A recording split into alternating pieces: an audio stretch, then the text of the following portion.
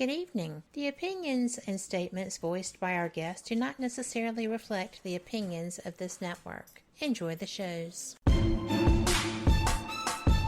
You are listening to WBHM Digital Broadcasting, the best in paranormal talk only on Paranormal Experience Radio. Broadcasting live out of Birmingham, Alabama.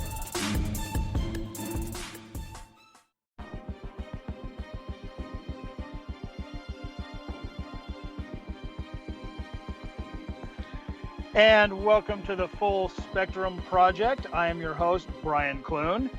Unfortunately, Pete is not feeling well tonight, and he may join us later, but for now, we're going to have our Weird World News anchor, Angie. We'll be filling in for him. Say hello, Angie. Hello. And tonight, Darren Ritson had some scheduling conflicts, so he will not be able to join us. However, we do have Richard Sennett with us. And Richard, I'm going to say that you are an icon in the paranormal community, and I am just thrilled to have you on the show tonight. Thank you so much for being here. Oh, I'm going to get a swelled head listening to flattery like that here. I'm certainly doing it a long time. Yeah, well, I mean, I knew about you long before I officially got into ghost hunting, before I actually joined a team. There's nobody that grew up, thinking about ghosts and things like that did not know who Richard Sennett was. So feel free to get a big head, because you deserve it. Seriously. Oh, well, thank you. And when we're off. And Brian. Oh, look, did you know that I'm always here. I'm behind the door in the closet. And Richard, we're real glad to have you on. And you remember, I used to call you way back in the 90s about things. I remember the black cameras that you used to use with the red filter to try to get to capture ghosts. Mm-hmm. I found it still works in a lot of ways. Now, I am not a big believer in all these fancy tools they come up with each month. They seem to come out with a new tool. So I'm not. I believe we put too much faith in these little devices, and that's not healthy. I think we need to trust our own senses more than some box that was designed to do something very different than what we're trying to make it do in a haunted house investigation. Yeah, it does seem like a lot of the gadgets and gizmos they're coming out with, and it amazes me. One of them, like the REM pod, it's basically a Simon Says game, and it amazes me how many people use that religiously. And I'm really up in the air about the REM pod, but like you were saying, I tell a lot of people that when they ask what kind of equipment Planet Paranormal uses, recorders, camera, maybe a thermometer, and a video camera. That's it. Because like you said, if you use too much equipment, you stop using your most important equipment, which is your brain, your eyes, your ears, and your nose. As I tell my classes in ghost hunting, the best tools you have are your own senses, the way you feel, and a pencil and paper is the best tool you can get. And write down everything. The time, the date, where it happens. If you see something, try to draw a picture of it. Write down and record everything. Don't just put it on a silly tape, because that tape will get lost, or we won't be able to retrieve it, whatever it is. So you best just use paper, pencil, or pen and write it down. Yeah, exactly. Although I do have to admit I'm fairly anal when it comes to saving my audio and things like that. I'll save it in like 7 different places. That way, if I lose, 6 of them, I still have one. So I was doing EVP years ago, and I had all these tapes, literally drawers full of tapes. And it got to the point where I couldn't remember what was on what and where, and I didn't want to sit down and listen to 6 hours of tapes to get that 1 3-second bit. So I found that to be weak, but I got some great EVP. I'll have to admit there is something to it. Now, on that note, do you think that the tapes garner better EVPs or more EVPs than the digital recorders? Which one do you think is preferable for capturing evidence? I have more faith in the tape recorder than I do in the digital, but that's just me and my own prejudices. So I may, I think that every system does pull things together. The big problem is their interpretation, and that's I only accept type A, where it's very clear. So you can get a tape and play it to anyone, and they know what it says. And it's when you get something that's kind of like a blurb, and then you get 5 people, and each one says something different. That's when it starts to get murky. And when people start to slow them down, speed them up, manipulate them some way, they become even less believable in my book. So, but I have gotten some type A EVP that's better than anything I've seen on the TV shows. Yeah.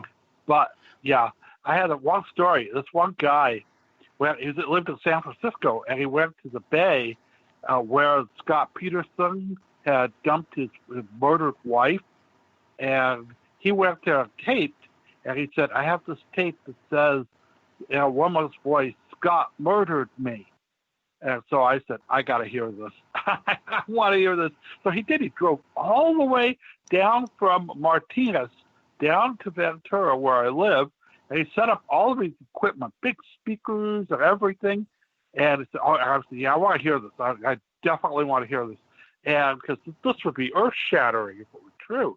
The trial was going on at that point in time. And he played it for me. And it sounded like, what was that? Oh, didn't you hear it? It said, Scott killed me. I'll play that again. Scott killed me. You see, in his mind, he wanted it to say, Scott killed me. But in reality, it said, it was just a little sound on the tape. So it's how you interpret it is very important. And if it's something that's indeterminate, that it's not precise, that it's kind of like a misty picture or something like that. Could be smoke, could be dampness, could be fog, or it could be a ghost. But what is it? We don't know. Yeah. Just out of curiosity, what do you think ghosts are? Do you think they're spirits of deceased people, or there are other people that they're beginning to think, and I think this has a lot to do with TV, but they're beginning to think that ghosts are actually just demons sent to lead us away from God, from being good and things like that. What's your opinion on all that? Well, that opinion is very Tudor. It's 400 years old, and it was done as a counter against Catholicism by the Protestants.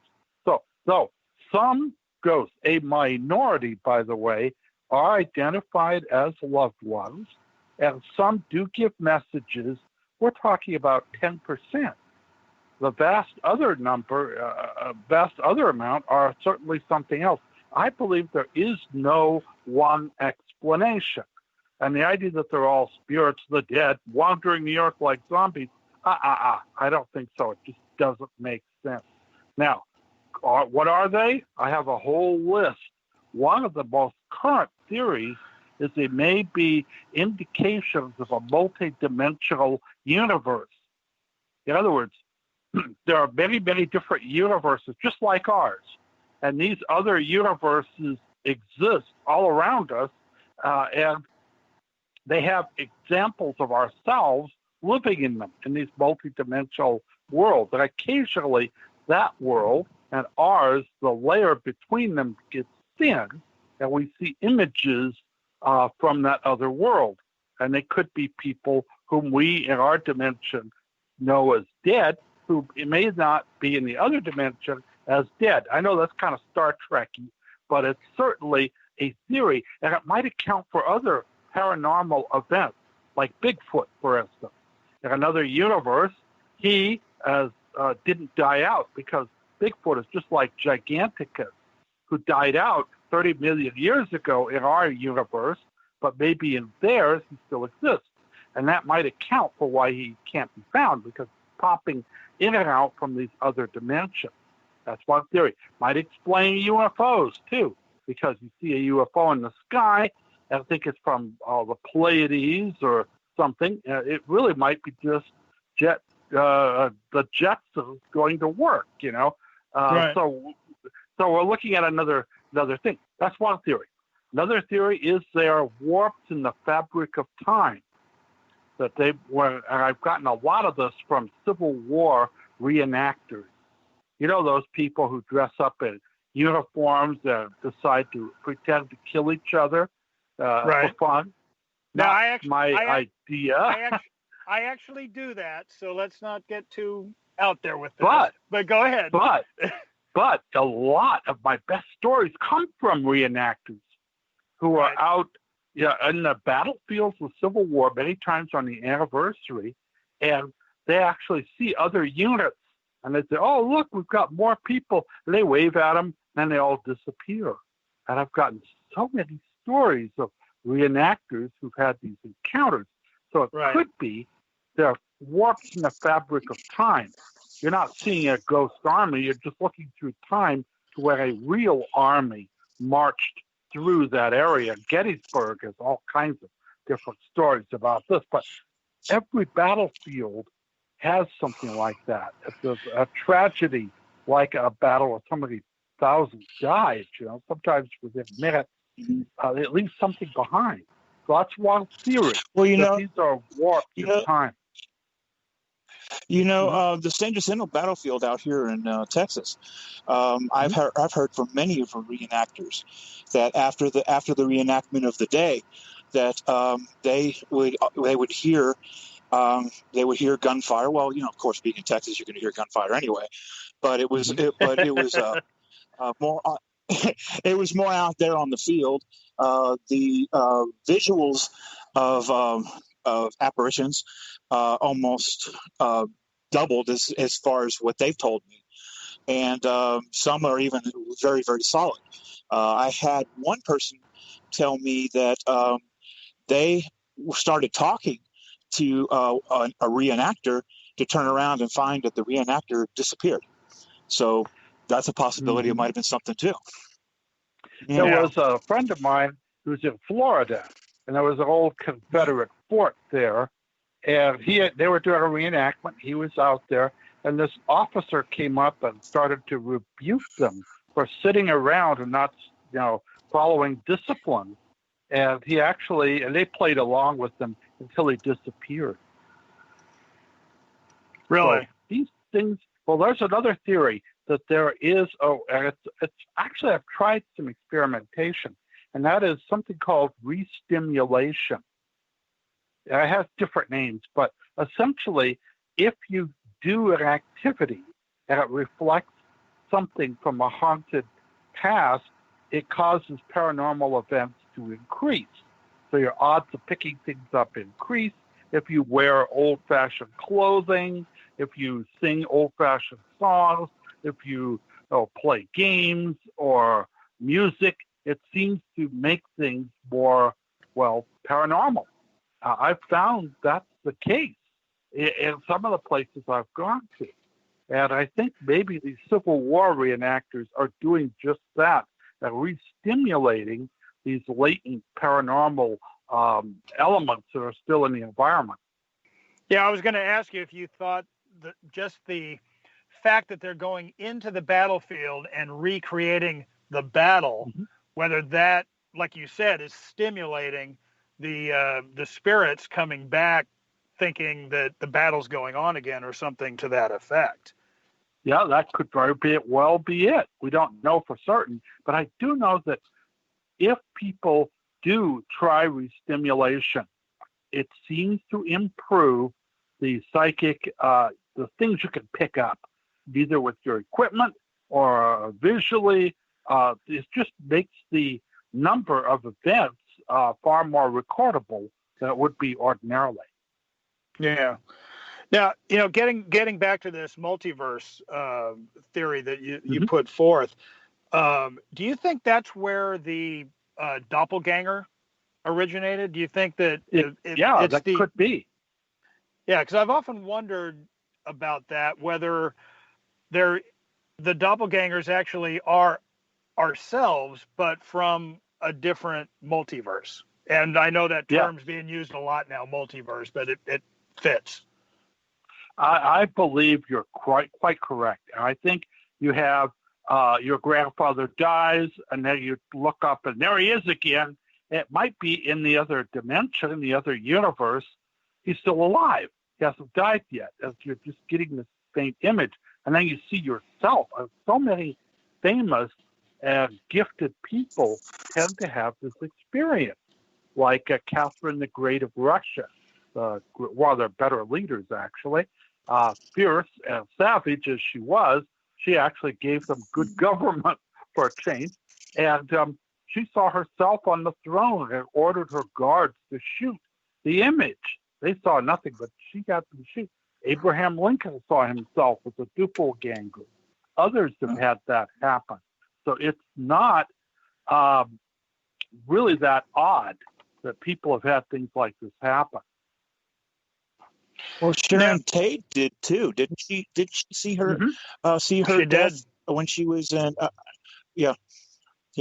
I can't remember if she was in somebody else's house, but saw the seed or something. Oh yeah, downstairs. it was her friend's house right now. I've investigated that place. So it was haunted before she even moved into that house on Yellow Drive. They had ghosts in it even before she set foot in the place. Right. And then, of course, that horrific crime occurred, which is, I'm sure, scarred the area. Yeah. It was Jay Sebring's house. Yeah, Jay Sebring. Right. And he was actually with Sharon Tate the night they were killed. So, he died. He lost his life, too. Right. But, she had been woken up. She was in Sebring's house by herself. And she had woken up thinking that there was somebody in the room. And as she was walking down the stairs, that's when she saw herself tied up and butchered, basically. So yeah, she got that image. Yeah, I know the house. It was built by a silent movie director, and all the drain spouts had the faces of prominent silent movie stars of the era, like Charlie Chaplin, stuff like that. It's really a great old house. It should be a museum, really. Yeah. But I know I always thought that story was a little bit creepy. Just the fact that she basically witnessed her own death, but, months previous. Well, Abraham Lincoln foresaw his own assassination. Remember, he said that he had a dream.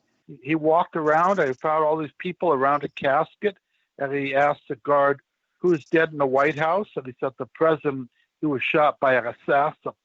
And 2 weeks later, that happened. Yeah. Richard, I'd like to ask you, now you speak of the multiverse. What are your thoughts on the physical data, like for Bigfoot, for instance? You get a lot of footprints. You have people seeing something physical. It's not so much as as a phantom. But how would you explain, or your thoughts on if it's a multidimensional being coming through? So it could actually slip into our universe. So briefly, it could be here for a short time and leave this evidence behind. Or a lot of the footprints could be misidentified other animals, or they could be hoaxes as well. Yeah. And some of them are obviously hoaxes. Some of them are very compelling, but there's a lot we don't know about this. And I'm certainly can't say I have all the answers because nobody has all the answers. In fact, I always tell people, if somebody tells you they have all the answers, walk away because nobody does. Yeah, exactly. Of course. Richard, we need to take a station identification break, but Sure. hang with us, and we will be back in just a couple of minutes.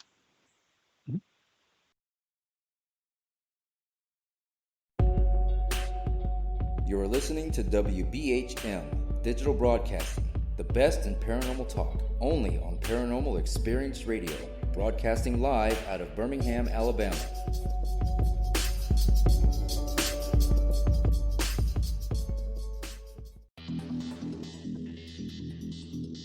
Several U.S. presidents are on record talking about the UFO mystery. Yeah, Presidents Jimmy Carter, Ronald Reagan both had UFO sightings of their own, but the current presidential campaign might be the first in which UFO disclosure has been championed by a major party candidate.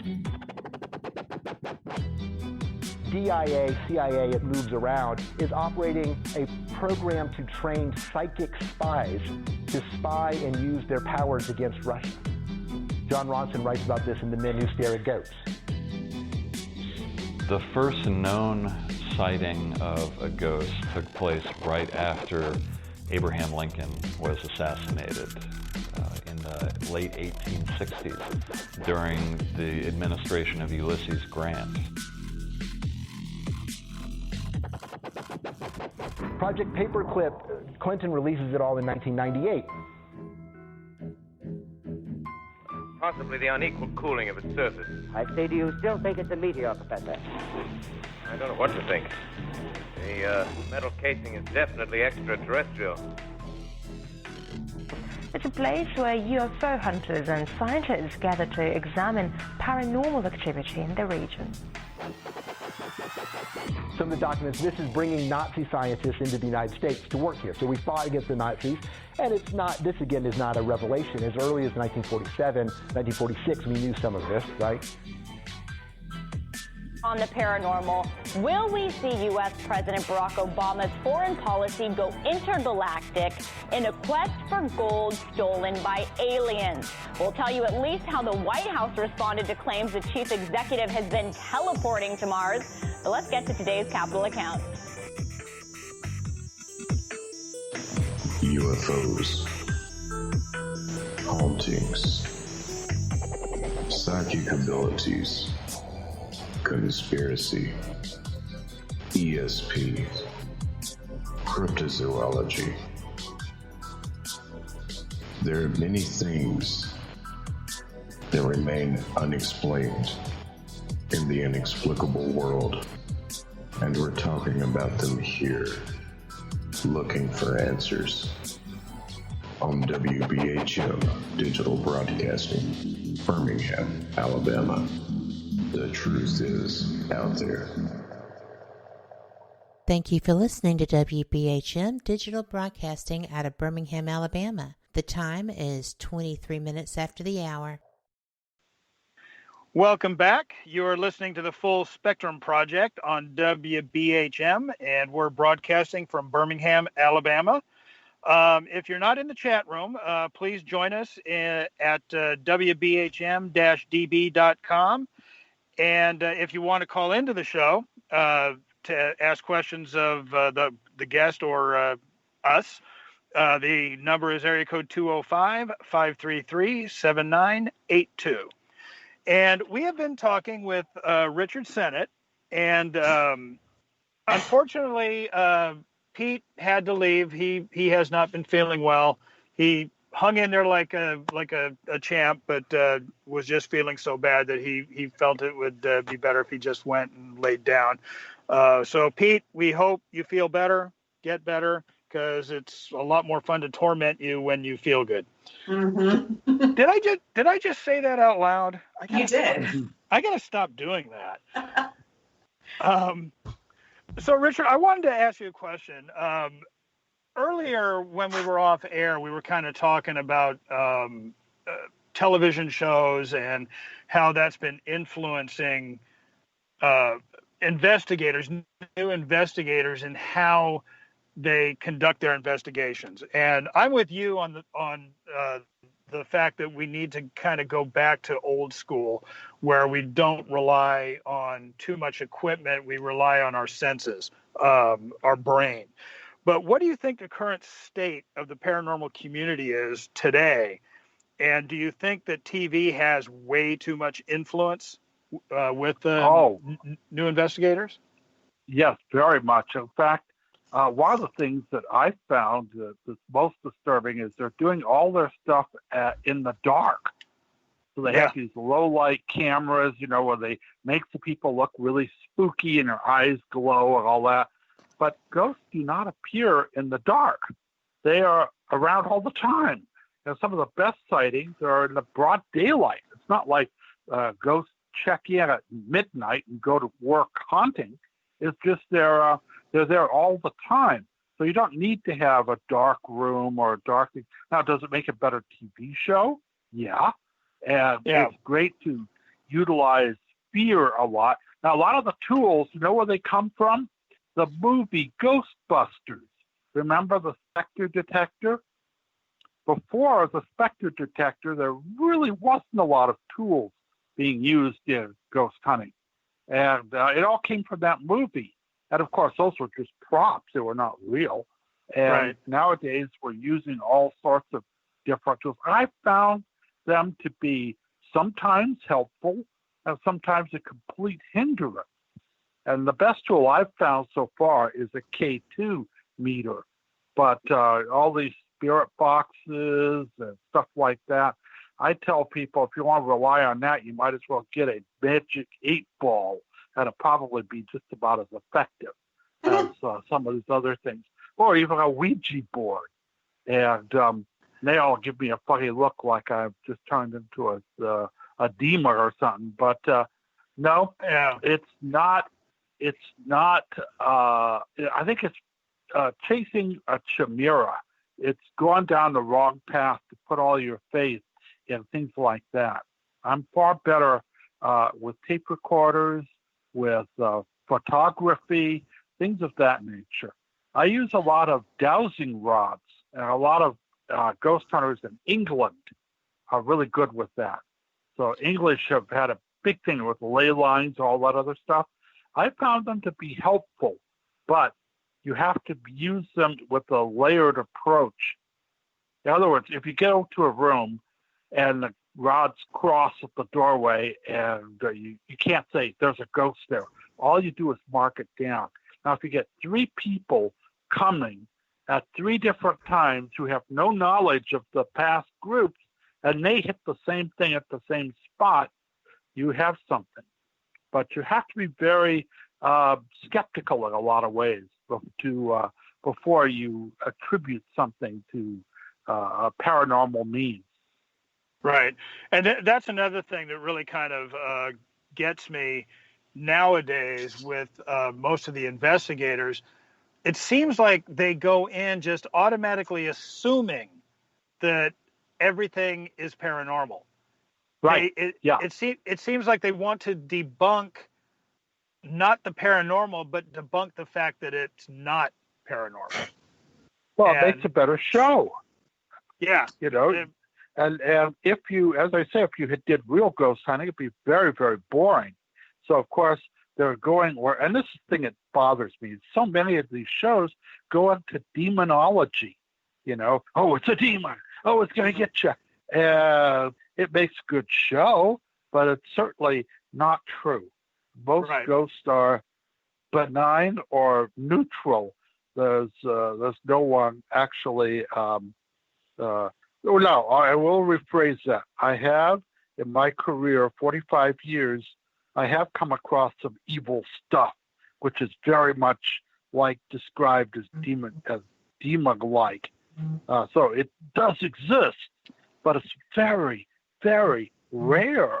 We're talking about 2 or 3% it exists, but it's so minuscule as to not be something to really worry about. Right.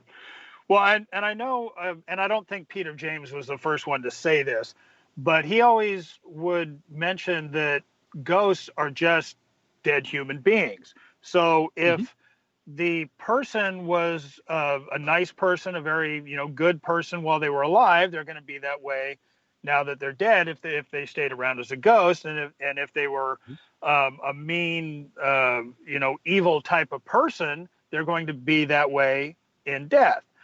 And it seems like just automatically, if you have a ghost who is just a mean person, it's automatically a demon, it's automatically evil, and it automatically, we need to go in and do an exorcism. And it's kind of like, you've only been in the home or the building for an hour and a half. How can you say that? Yeah, you can't really say that. It's just that it makes it more dramatic. You've got, whatever kind of exorcism ritual. I've worked with soul rescue groups, that try to send the ghost to the light.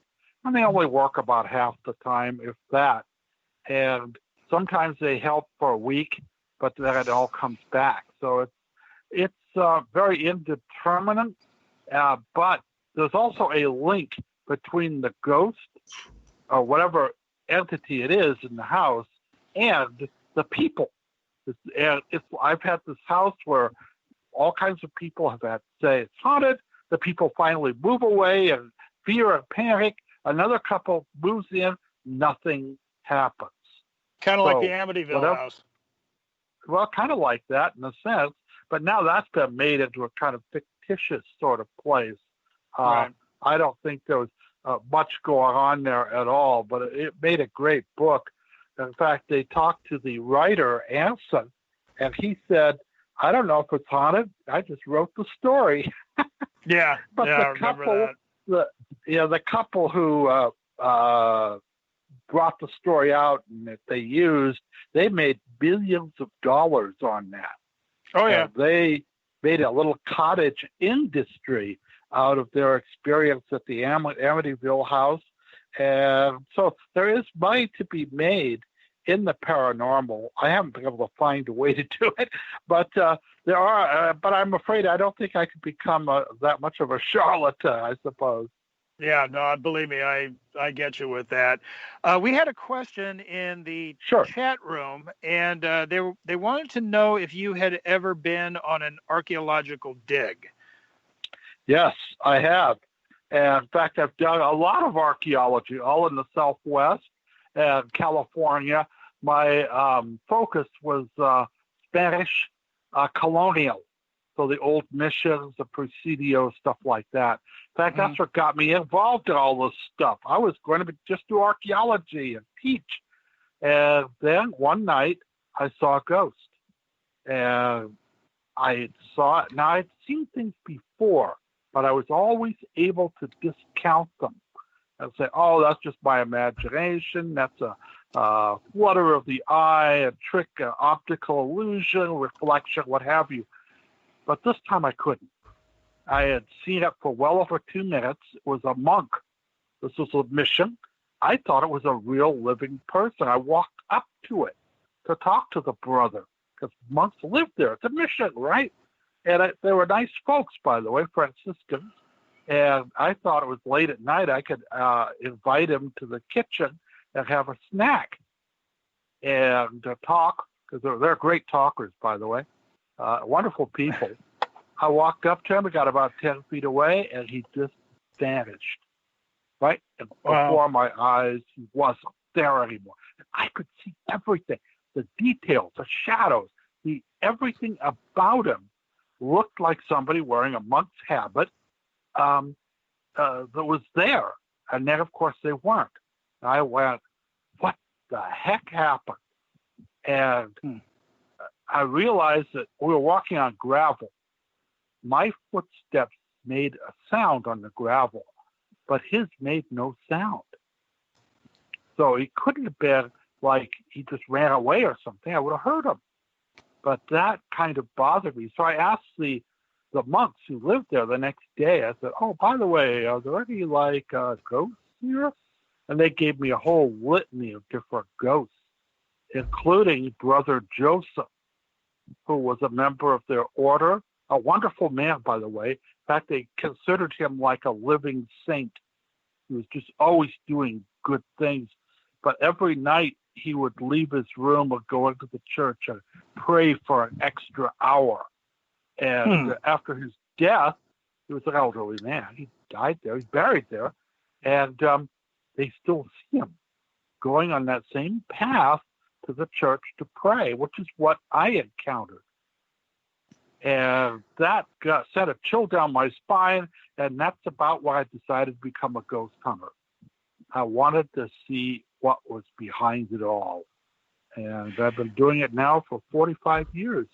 I still don't have all the answers, but I've had some amazing events, adventures, and I've met some absolutely wonderful people, like, as I say, Dr. Hans Holzer, who was really a wonderful man, and D. Scott Rogo, who gave me so many insights into the paranormal. So I've had some really great time. I've worked even with Dr. Thelma Moss down at UCLA. So I've met some wonderful people doing this kind of work, and I've managed to go into places that are closed to the regular folks, movie studios, movie stars' mansions, things of that nature. And it's been a good experience all the way around. Yeah. Now, just out of curiosity, I know you've written a book about the California missions. Mm-hmm. The story you just related with the ghost monk, as it were, is that one of the things that led you to investigate whether the missions themselves were haunted? Yes, that's why. Of course, I had done a lot of work at the missions. I had contacts within the mission community, other archaeologists and priests and things of that nature. Oh, by the way, some of the best paranormal experts I've bumped into are Catholic priests. They have a really good understanding of what's going on. So it's I learned a lot. So that was one of the places. Of course, my father worked at MGM Studios, and my cousins worked for Universal and Columbia. So they came to California in 1924 to make movies. And they're still here, and they're still making movies, though mostly there's TV shows now, actually commercials. But so I have a lot of stories about Hollywood, which I got from family members who are in the industry, as they call it. Yeah, I've really kind of, my wife and I have been driving up and down the coast, and she really loves the missions. And so every time we go into one of the missions, especially like the mission gift shops, she always kind of rolls her eyes at me because I'm always having to ask them, so do you guys have any ghosts here? So yeah, and that comes with the territory. Yeah, well, I actually started asking that after I picked your book up at La Purisima Mission. And I was thumbing through it, and it was kind of got me going ever since. Now, what would you say is the most haunted of the California missions? Oh, there's bar none. It's La Purisima. Yeah. And it has all the elements, too. I mean, first, there was a huge epidemic and a plague, and all these people died. Second, there was a rebellion and a battle fought there. A lot of Native Americans and Spanish were killed.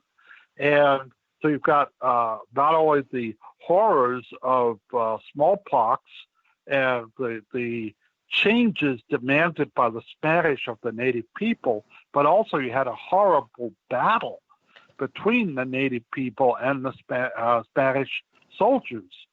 And it's an interesting situation. So it left a lot of scars on that site.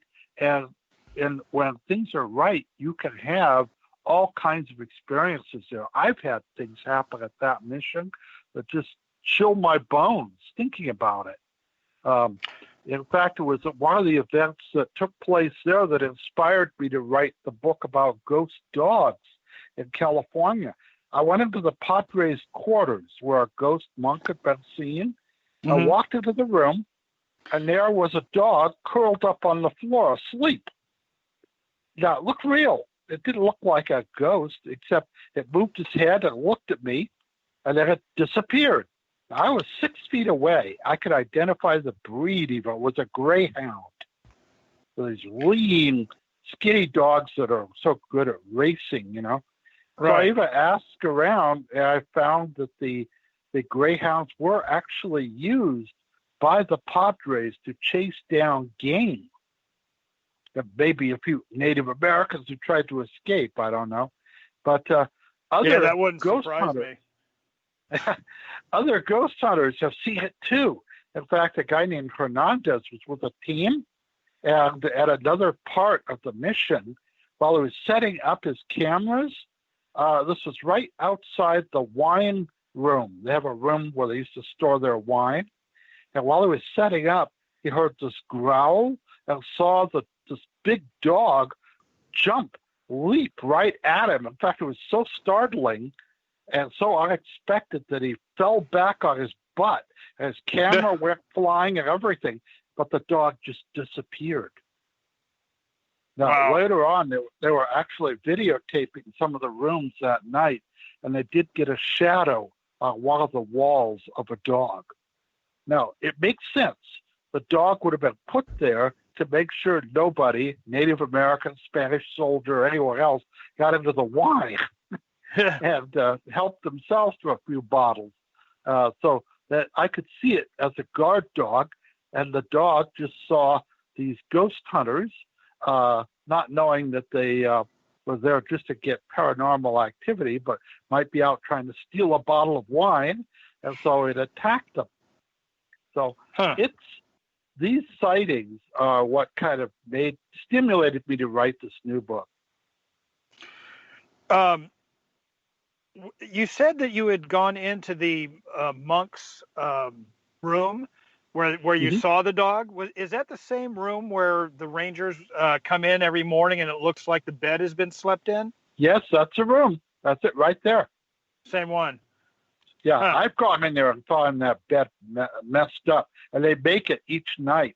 But then I don't know if it's tourists doing it, sitting on it, you know, trying to do EVP or something, or if it's a ghost.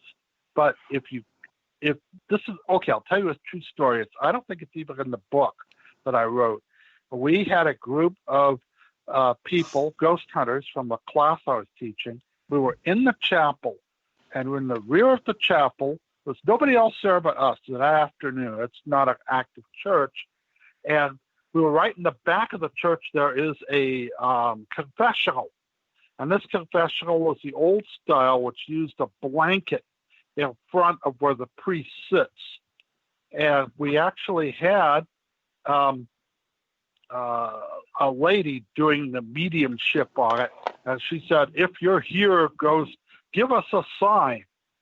And I looked over there and I saw in the cloth covering the priest area of the confessional a hand come out like there was somebody inside pushing their hand out. Then the hand went down the cloth all the way to the floor. And I broke off and ran over there, pulled it open. There was nobody there. Nobody could have gotten in. And it was a 5-fingered hand. It wasn't like a draft or a blast of air or anything else that could have caused it. So I did see that. And I've also got a lot of EVP out of that particular mission and the mission of Santa Barbara. The funniest one is I have a friend. We were doing EVP at Mission Santa Barbara. Now, he's Jewish, so he wears a little hat all the time, a little cap. Right. And he had a tape recorder. He was walking through the place, and he was in the chapel, and he got to the baptismal font, which is really old. And he was making tape recordings, and when it came out, there was a phrase, very clear, but it wasn't in Spanish. It was in another language. and he doesn't speak any other languages outside of Yiddish, I suppose. And we actually had to find someone who spoke French, and he translated it as saying, "Take your hat off." Interesting. I later found out that the mission had French priests during the latter 19th century. Yeah, well, there's the reason. Richard, we need to take another station identification break, Sure. but we'll continue with this as soon as we get back. Mm-hmm.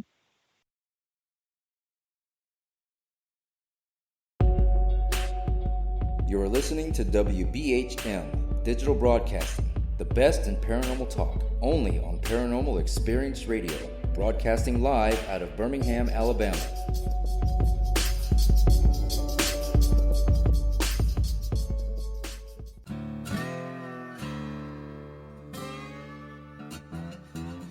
Oh, come on. I'm Southern, but... Nope. That'll do. Hello. I am Kat Hobson, host of Paranormal Experience here on WBHM Digital Broadcasting out of Birmingham, Alabama. I enjoy having guests from all areas of the paranormal, from ghosts to ufology to cryptids and beyond. You'll find some of the best researchers in their fields bringing you some great information. Join me on Wednesday nights from 8 to 10 p. Eastern here on WBHM Digital Broadcasting.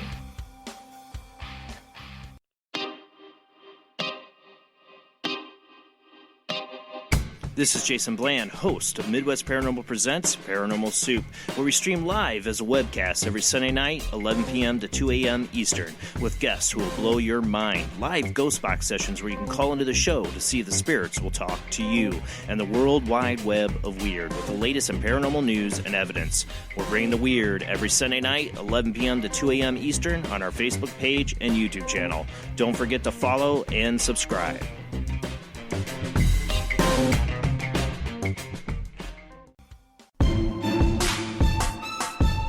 You are listening to WBHM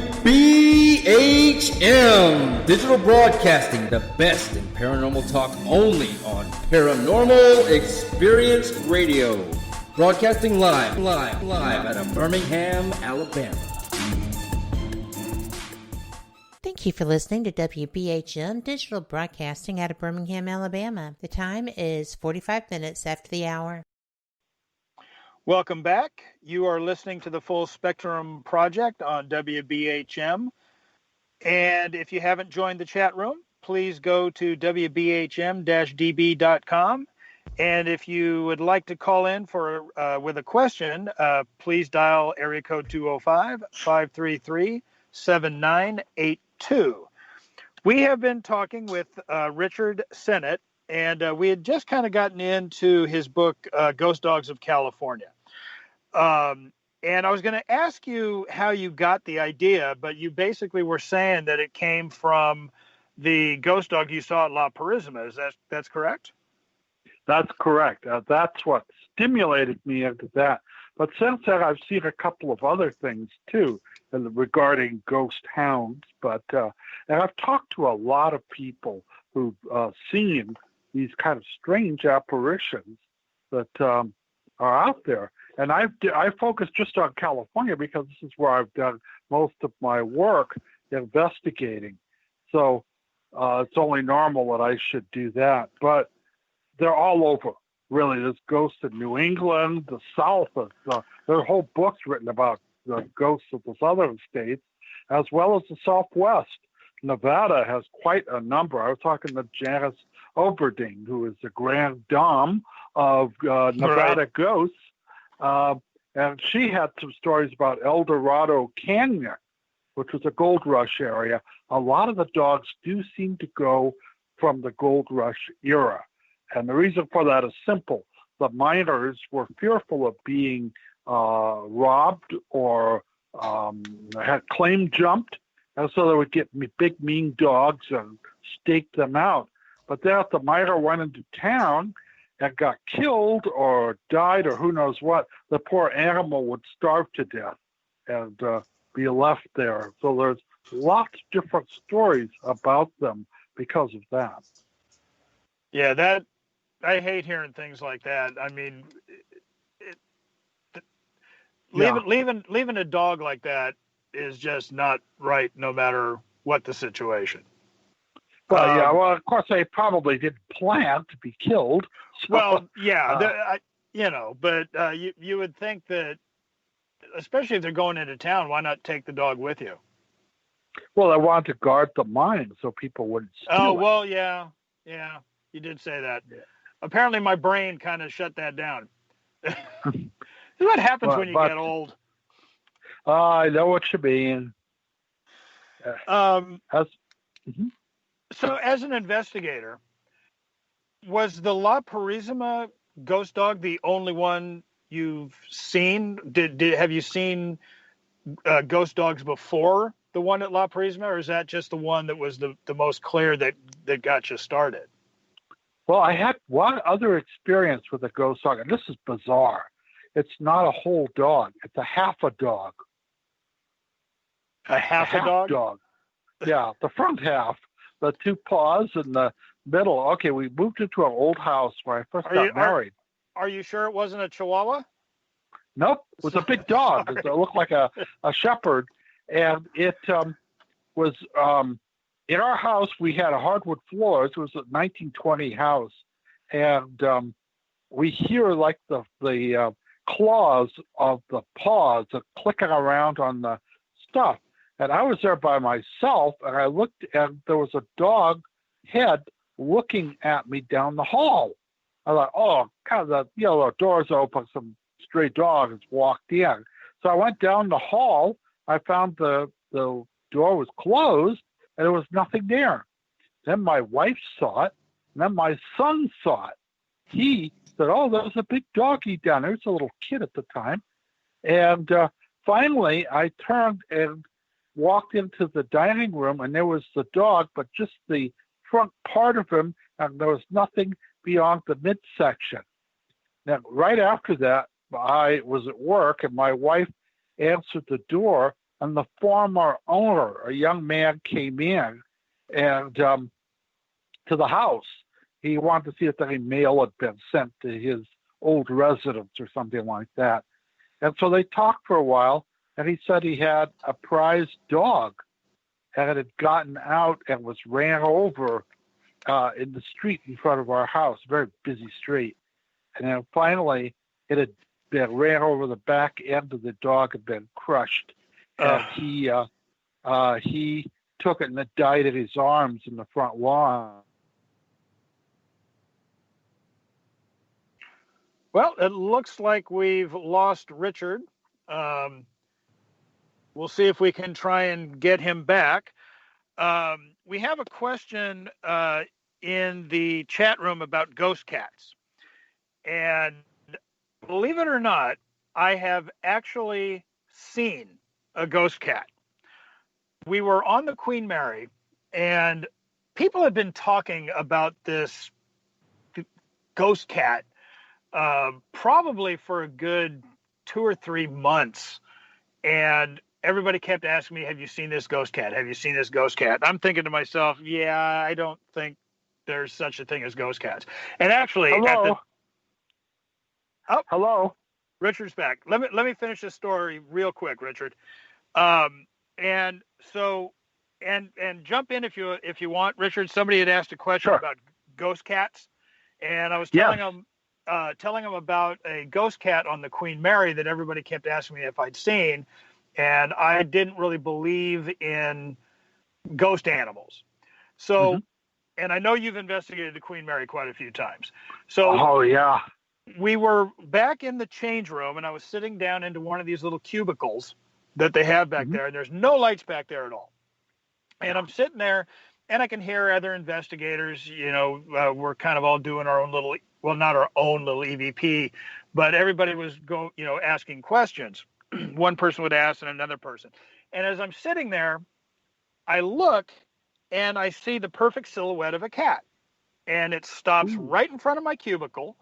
And there was literally no mistaking that this was a cat. You could see the little curled tail.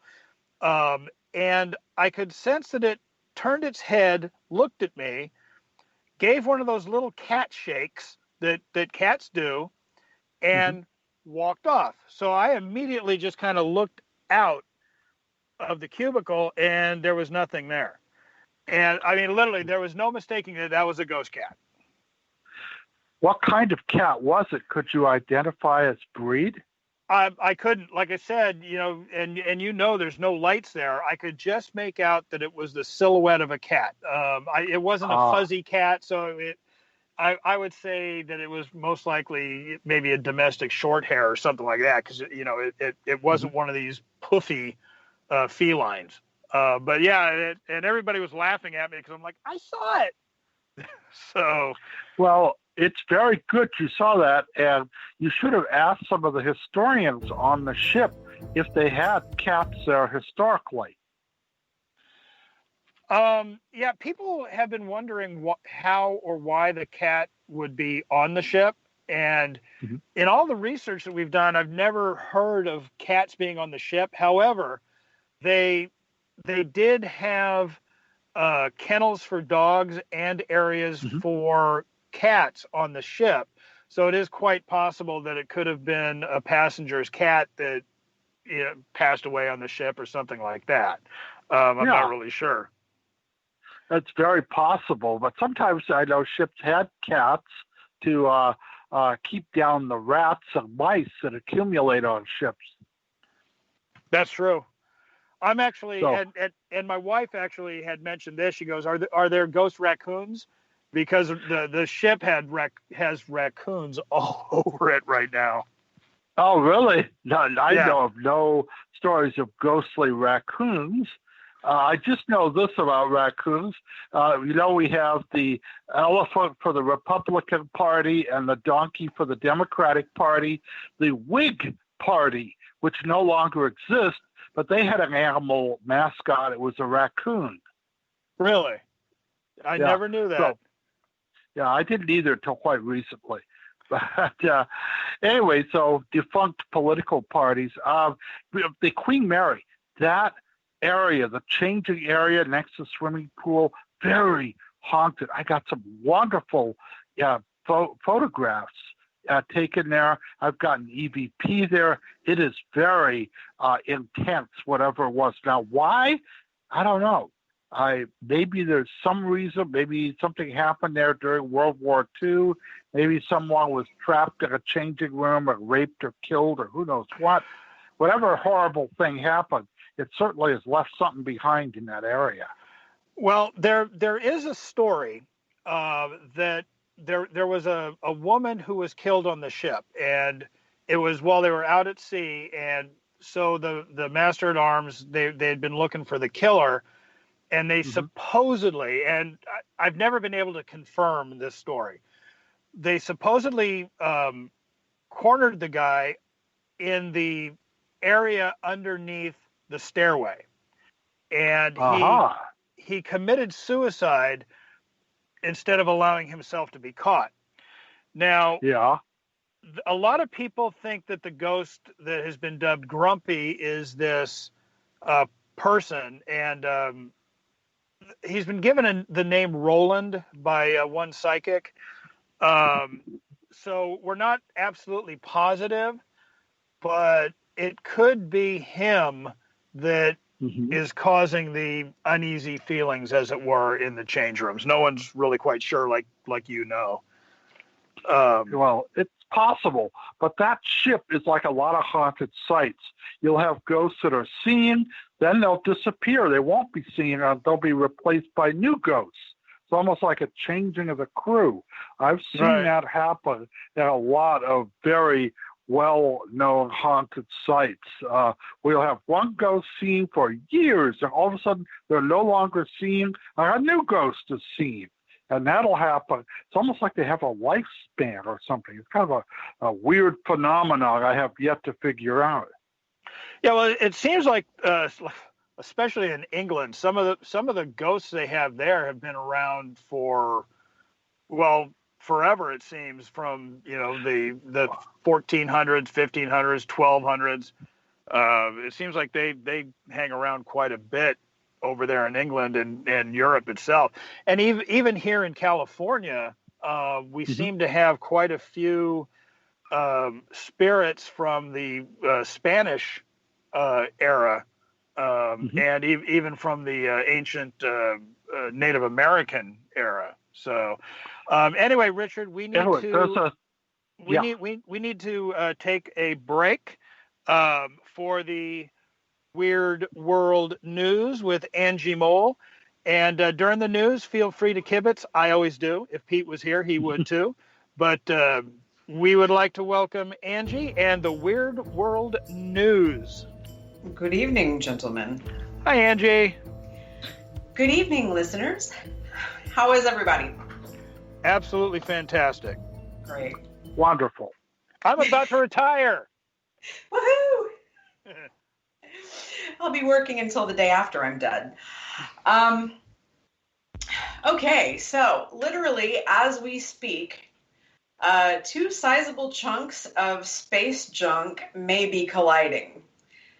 There are over 128 million pieces of debris floating around in our orbit. Luckily, and I don't even know if that's the appropriate word for this, only around 34,000 of those pieces are larger than 10 centimeters.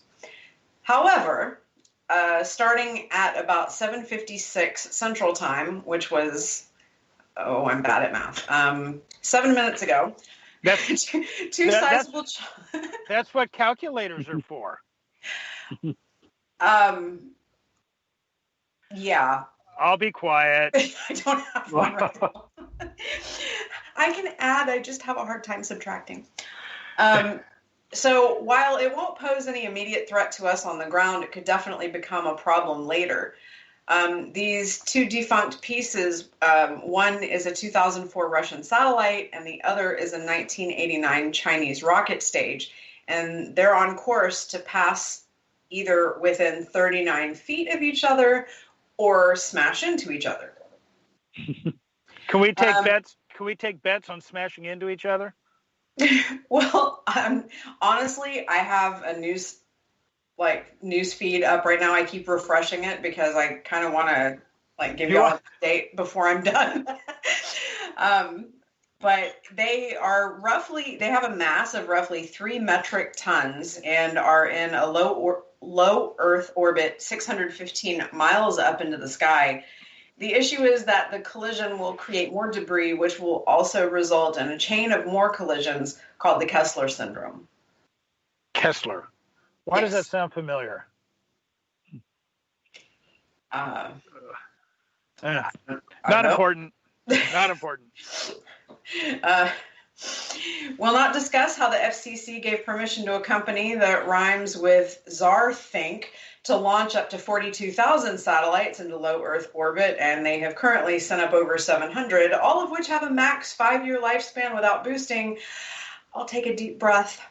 But I will give an update, if I can, tonight about whether or not this small space accident actually happened. Well, considering it's a Chinese rocket or satellite that was probably copied from the Russian satellite, they might want to actually meet in space. I know. I said I'd be quiet. I lied. How quickly you forget. A Canadian woman admitted to pilfering artifacts from Pompeii years ago and mailed them back to a travel agent in Pompeii, who then turned them over to police. She blames the energy of the stolen goods for her 2 bouts of breast cancer, a double mastectomy, financial burdens, and 15 years of various random other types of bad luck. The woman was 21 when she visited Pompeii and Vesuvius and took 2 mosaic tiles, parts of an amphora case, and a fragment of a ceramic wall. She claims she didn't want to pass on the curse to her children or other family, and that she's very sorry for disrespecting the souls who still reside at the site. Okay. I don't know. I didn't know that Pompeii came with a curse, but I hadn't heard that, but I guess it was kind of cursed when it got covered by blown up. Exactly. There's a similar curse at Bodie Ghost Town in California, or if you take something away, an artifact, you'll be cursed and have bad luck until you return it. So what happens if I'm already cursed and I take an artifact? Will it lift the curse I already have? Do they cancel each other out? You'll be stuck no. You'll be stuck with whichever one is worse. Okay. Do y'all remember a few weeks ago when I told y'all about the pilots who saw a man flying around with a jetpack near LAX? I do. Well, it happened again. This Hmm. time it was about 7 miles south of the airport and was reported at 1:45 p.m. by a China Air crew member. The local law... I'm sorry? Well, no, that's really unusual. 2 jetpacks. Yeah.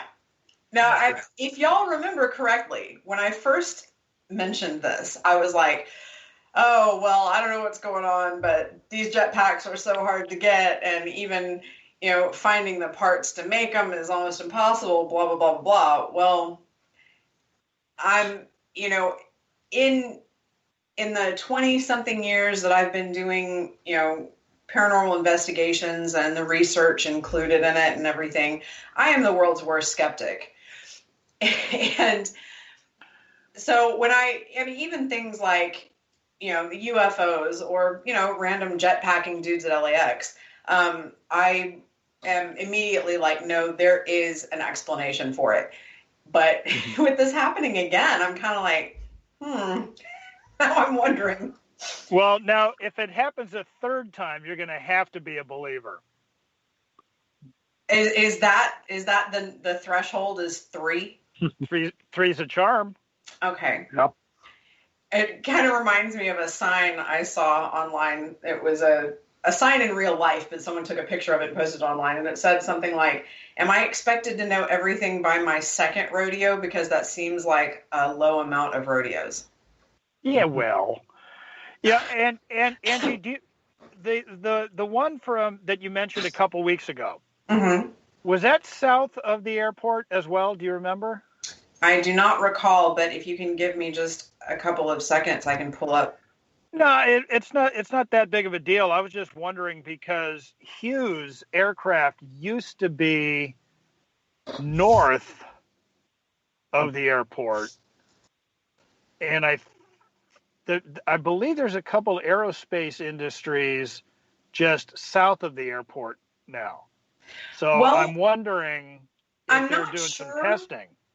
Well, okay, and what I was going to bring up in a few seconds, but you kind of segued quite nicely into that, is that there is testing going on in the UK right now in relation to using jetpacks for remote rescue in locations where victims are hard to access and in need of immediate care. So instead of they need a helicopter, but they can't get the litter down to them immediately or whatever, they're testing people, and it looks exactly like some kind of Iron Man thing. They have 2 small jet components on either arm, and then they have 1 on the pack.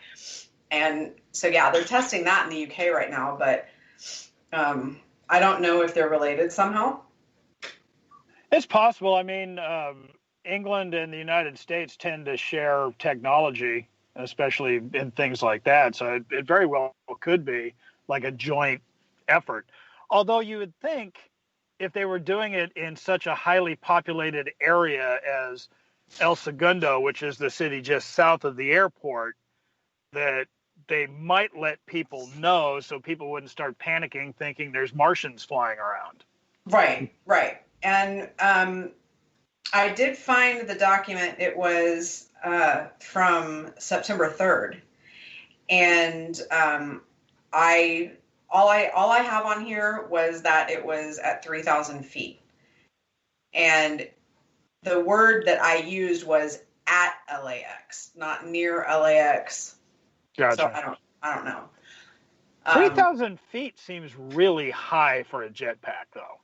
Right. Yeah, And we did kind of discuss the limitations of jetpacks and the flights and fuel capacity and all that.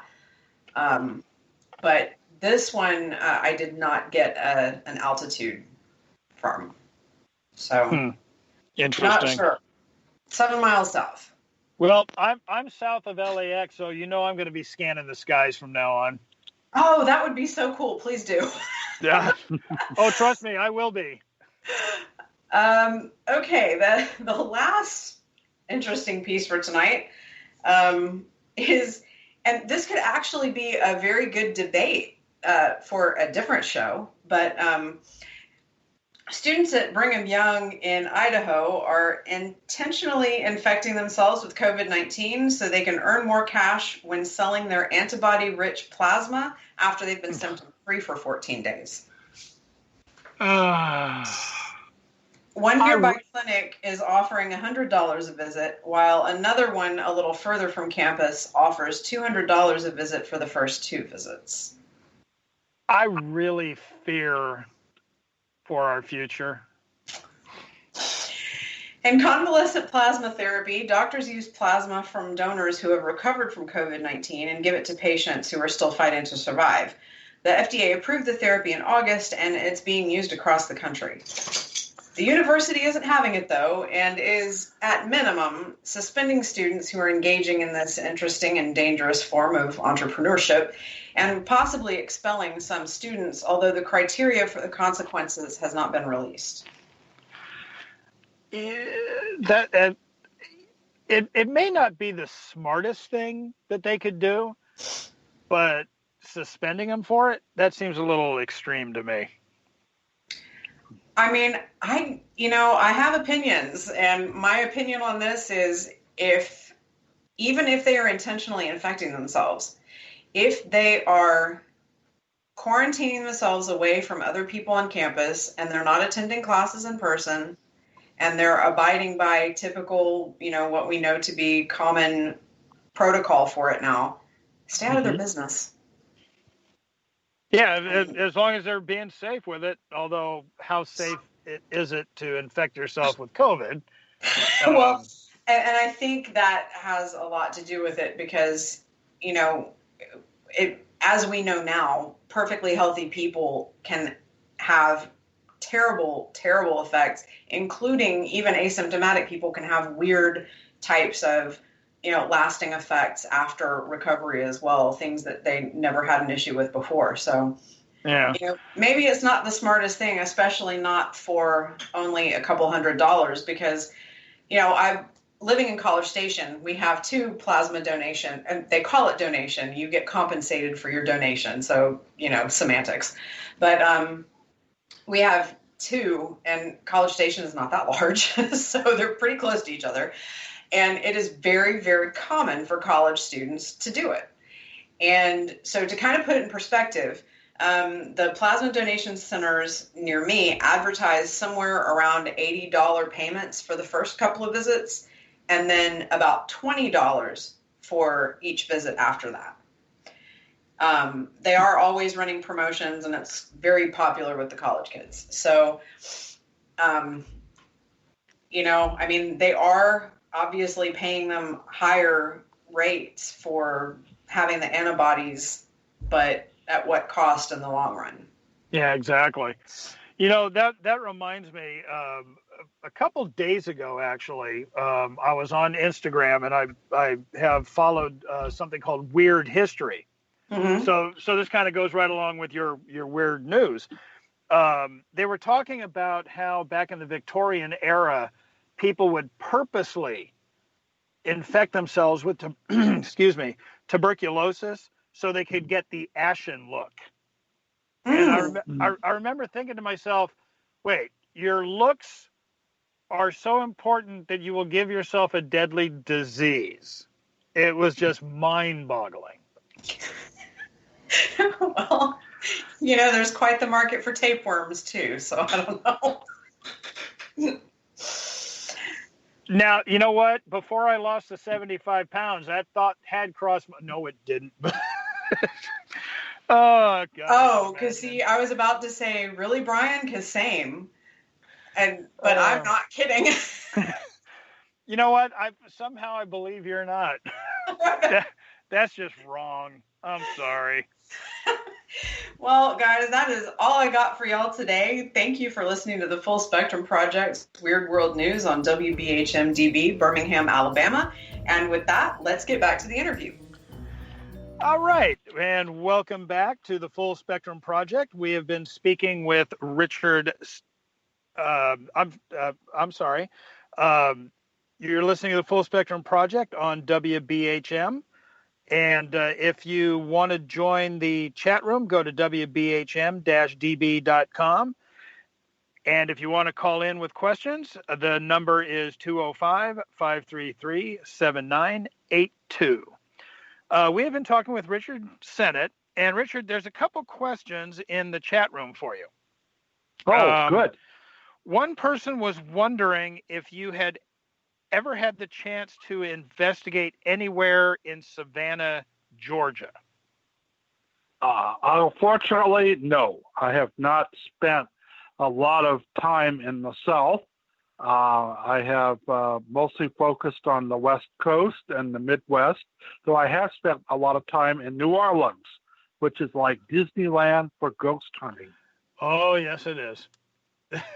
That's probably another one of the reasons my wife really doesn't want us going back. But she may not have a choice in that matter. Yeah. Well, the food's good. The history is just outstanding, and the number of ghosts. And people always ask me, "What's the most haunted city in America?" And I put New Orleans as number one. Now, here's one for you. What do you think would be in California the least haunted city or town? Now that's a good question. Not Bakersfield. Let's see. I've got to think of least haunted city. Gosh, Harrodsburg? No, that wouldn't be it. I'm trying to think of one of the Fresno. I'll pick Fresno. Now, I do not know this for sure, but I personally think it's Solvang, right there by La Purísima. And the reason I say that is we were there, my wife and I were there. We had just taken a weekend away, and I was thinking, this might make a great place for, to do a book, because it's this quaint little Dutch town, and there's all kinds of interesting stuff there. So as we were going into the stores, I was asking people, do you guys have any kind of ghost activity? Not a single person in any shop, store, nobody. I couldn't believe it. I even told my wife, I go, man, this must be the least haunted place I have ever been to. I literally could not find one story. I know exactly what you mean. I found a story there, but they're very close-lipped. They pretty much have said no to this, not popularizing any of their ghost stories. I was able to find one ghost story. Now, the thing is, they have a feud going on with the people they share the valley, and that is the Chumash reservation. The Chumash have one half, and the Danish people have the other half. Yeah, so the casino is just really close. Right, and you can walk to it almost. But if you talk to the Chumash, and I have some friends who are Chumash, so that helped me out a great deal. I was able to acquire a lot of stories, and they appear in my book, The Ghosts of Santa Barbara. It's about the whole county, not just the city of Santa Barbara. And but I got some very good stories from them. But you're right about one thing. They're very close-lipped. And I think I was able to find out where the story came from. It was a headless woman in a wheelchair. That's kind of interesting. Yeah. Well, she has her head in her lap, but she rolls around supernaturally. I think I figured out where that comes from. So there's actually a ghost of a headless woman who carries her head in her lap and rolls around in a wheelchair. Yeah, that's what I managed to find. That is a really interesting story. And where did it come from? I think I was able to figure out where the origin was. They made a horror movie there in 1960 called Homicidal. Yeah. William Castle made it. By the way, you ought to see it. It's pretty good B picture for that era. And it's kind of a ripoff of Psycho. It's about this insane killer who decapitates a lady in a wheelchair.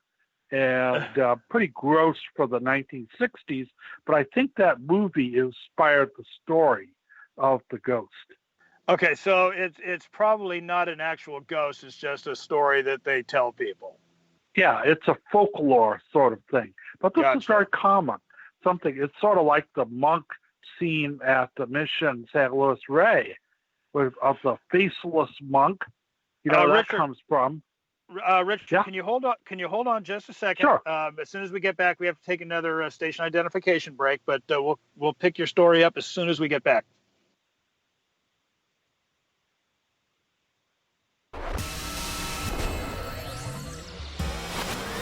You are listening to WBHM Digital Broadcasting, Birmingham, Alabama.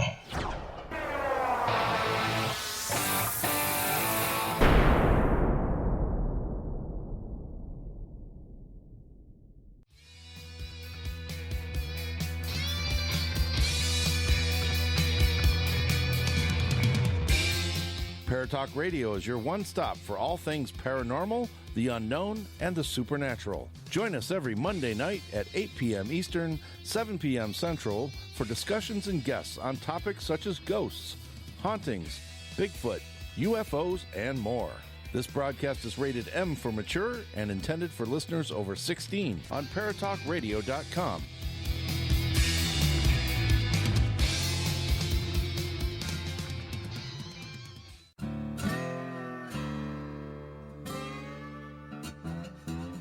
Oh, come on. I'm Southern, but... nope. That'll do. Hello. I am Kat Hobson, host of Paranormal Experience here on WBHM Digital Broadcasting out of Birmingham, Alabama. I enjoy having guests from all areas of the paranormal, from ghosts to ufology to cryptids and beyond. You'll find some of the best researchers in their fields bringing you some great information. Join me on Wednesday nights from 8 to 10 p. Eastern here on WBHM Digital Broadcasting. Since 1948, Fate magazine has brought you reports of the strange and unknown, all of them true. Fate Radio is carrying on that tradition, bringing you the unusual, macabre, strange, and bizarre.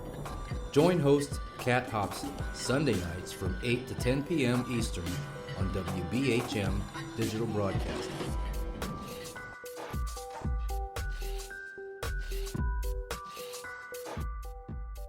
Thank you for listening to WBHM Digital Broadcasting out of Birmingham, Alabama. Since 1948, Fate magazine has brought you reports of the strange and unknown, all of them true. Fate Radio is carrying on that tradition, bringing you the unusual, macabre, strange, and bizarre. Join host Kat Hobson Sunday nights from 8 to 10 p.m. Eastern on WBHM Digital Broadcasting.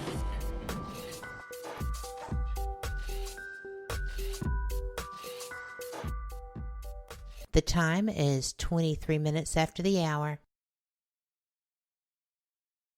And welcome back. You are listening to the Full Spectrum Project on WBHM, and we're broadcasting from Birmingham, Alabama.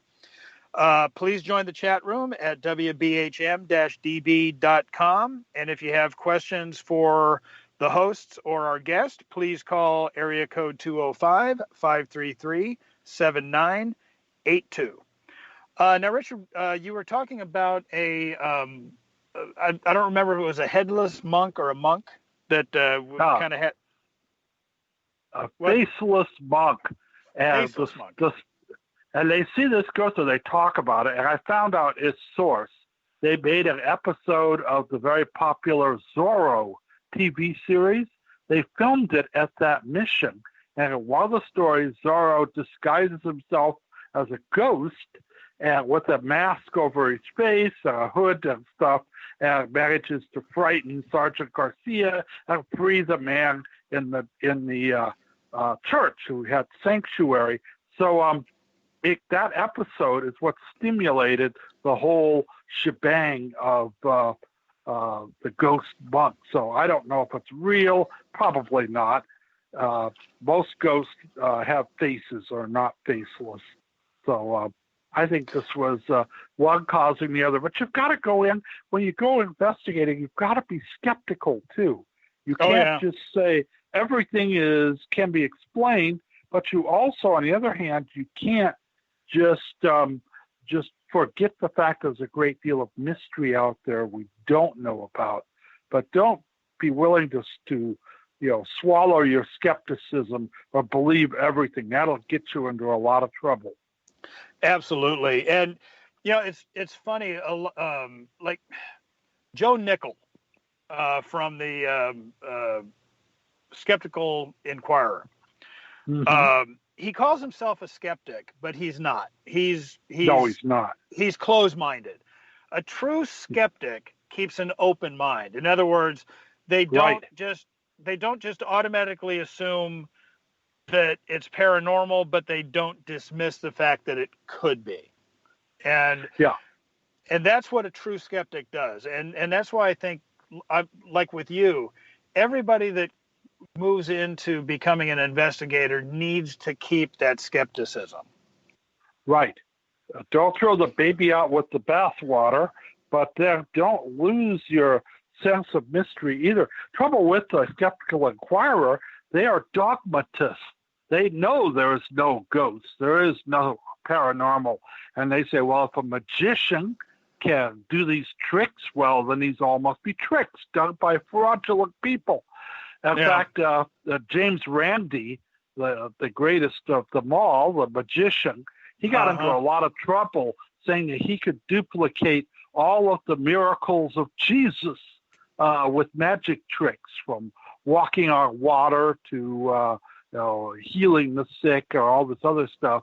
So that got him into a lot of trouble. But the way it is you've got to maintain a certain amount of skepticism.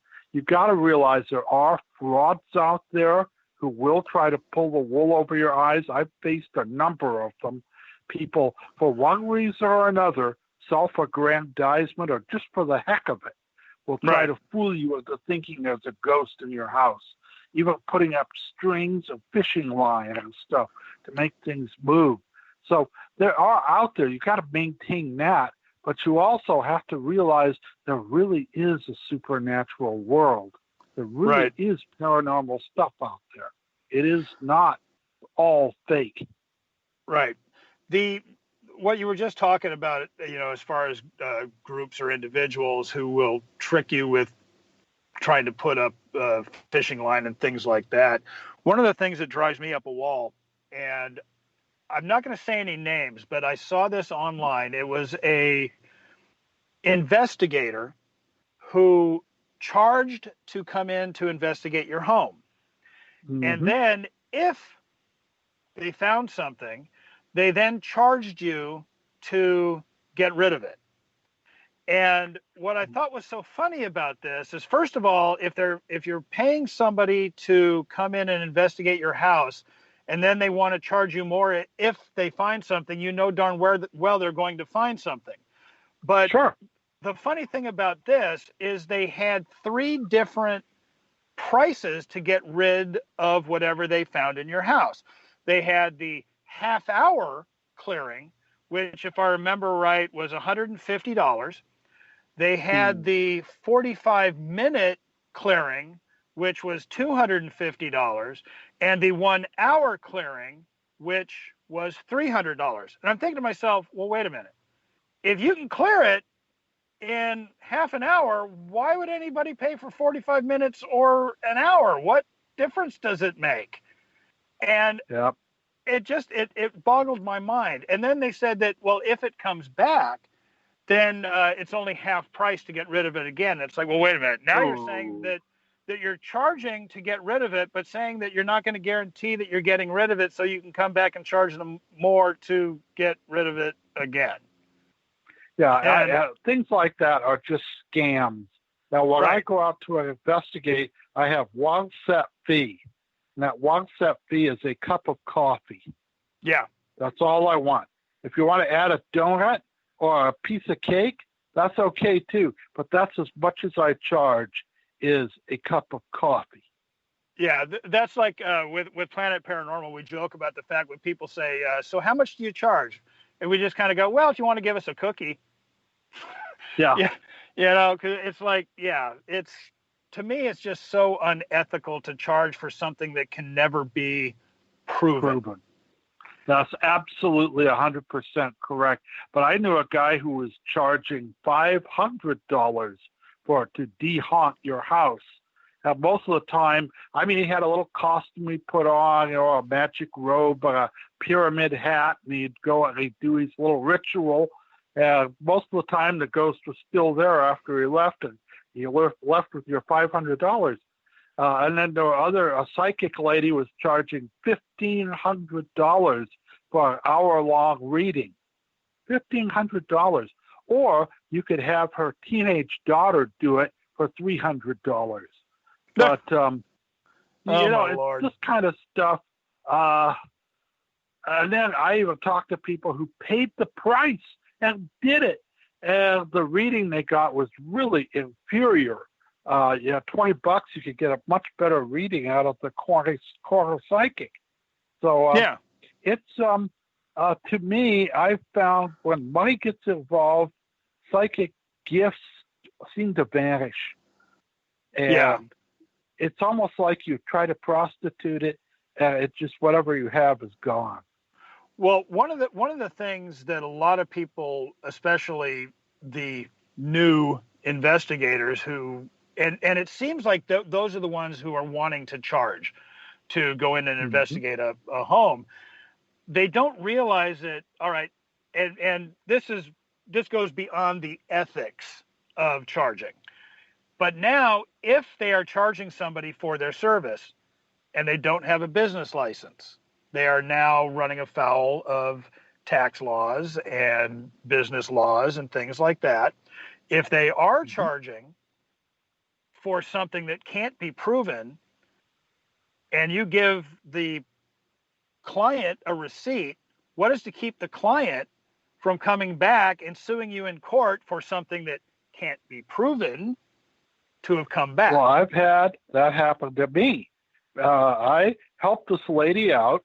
She had a ghost in her house. It wasn't anything really big or serious. Like one visit, in and out. We calmed her down. She was mostly freaking herself out. We had a psychic do a little ritual, and that was it. She was happy. But her brother is this really religious nut, and he said that we were fraudulently trying to warp her mind away from Jesus, which of course we weren't. She invited us. We didn't invite ourselves. And he tried to sue me for that. And it got a little gnarly right there. In fact, the lady came forward and said, no, it has nothing to do with it. But I eventually had to become a minister. I had to become a minister of the Universal Life Church. And I started my own church for legal protection, not because I thought I had a call to praise or preach the gospel, but because I needed the legal protection so that if someone said I was being a fraud, I could say, well, as part of my religion, as part of because of the First Amendment, I have some protection from people who would try to nail me for being a fraud. Well, the thing with that, and I checked into all the legalities of it. It would be almost impossible for somebody to, if you are not charging, because they are not paying for a service. There would be no fraud that they could charge you with because they're not paying you.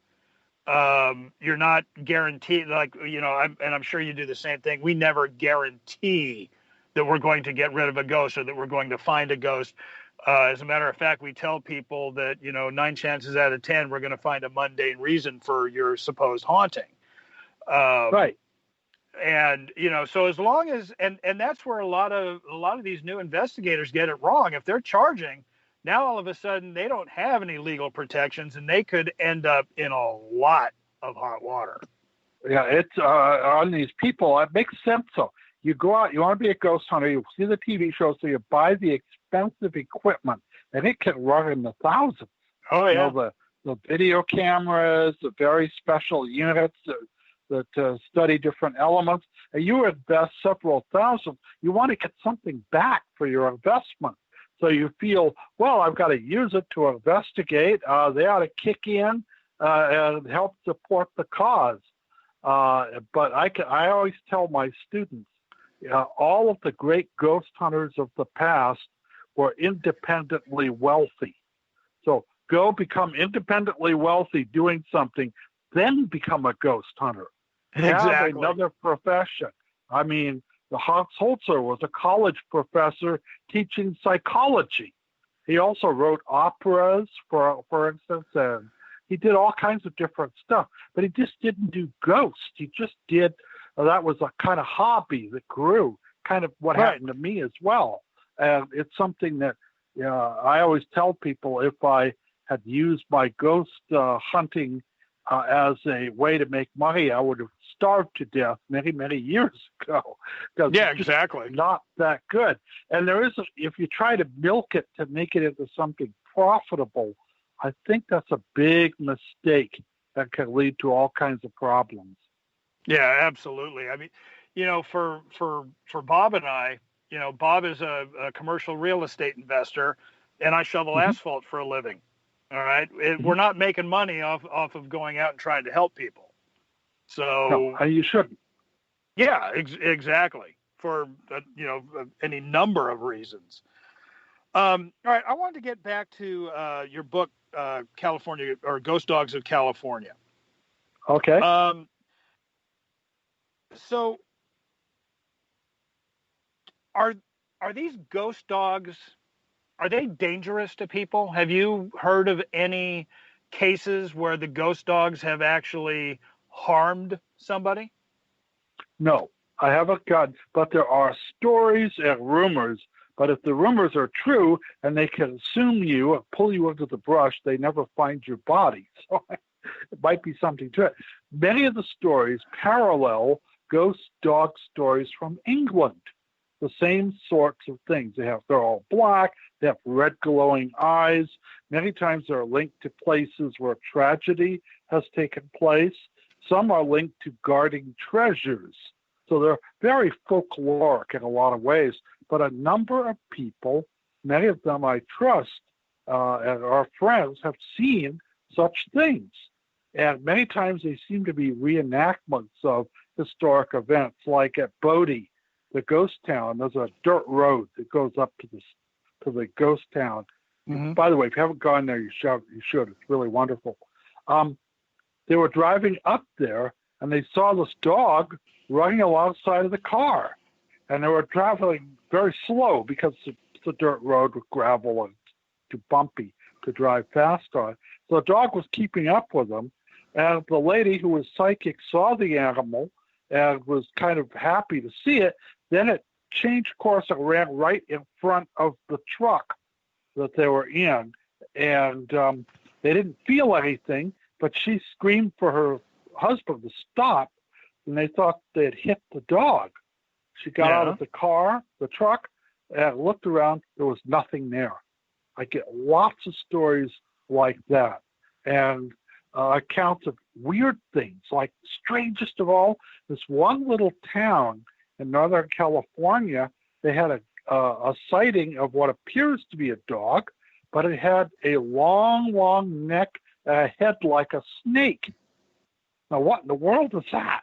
Was that a monster, a dinosaur? Who knows? It was something. And it had a head of a... Now, was that a ghost dog, or was that maybe some sort of a cryptid? It could have been a cryptid, but it vanished very abruptly. So who knows what it was? It was called the snake-headed dog, and the weirdest one took place in Watts, California, in the middle of L.A. It was a dog that had the head of a woman. Really? And it was frightening lots of people. It wasn't seen by one person, but seen by half a dozen. They called the police, and then finally it just disappeared. What in the world was that? And you get all these strange stories. And then, of course, there's that one, the chupacabra, which I call the vampire dog. Right. Because many of the sightings seem to resemble coyotes, which have a mange problem and are very sick, but they do kill animals, though in truth, most of the animals that are killed, like chickens and rabbits and stuff, have not been drained of their blood, like folklore tells us. There are lots of stories of dogs called hellhounds that sometimes breathe fire, glowing eyes, or these devil dogs. Many of these are linked to Bigfoot. And the story is that they have been domesticated by Bigfoot, who controls them hypnotically. And they do his dirty work for him and to help him hunt. I guess if you're Bigfoot, you're kind of lonely.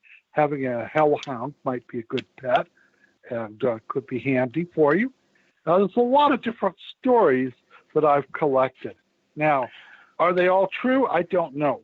But I do know the people I've talked to swear they are true, and they look really believable. And what I find best is when you have a story that other people have seen as well. So it isn't just me or some one witness, but a person, another person, another. Many of them, like my ghost dog stories, deal with Hollywood too.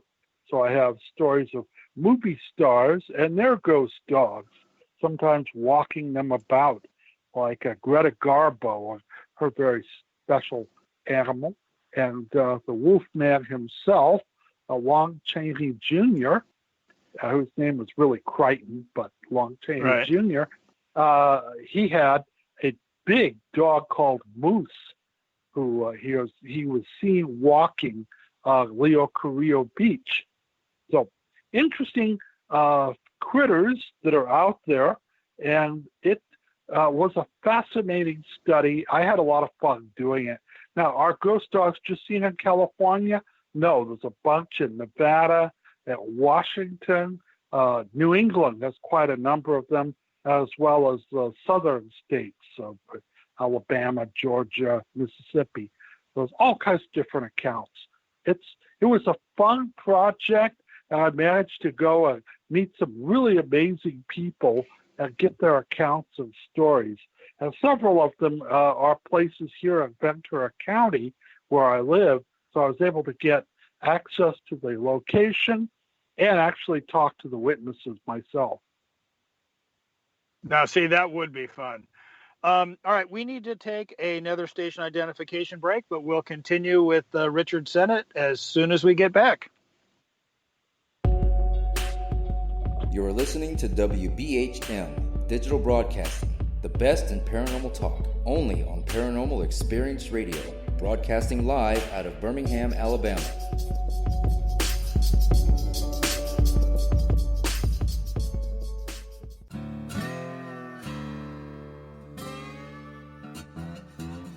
Oh, come on. I'm Southern, but...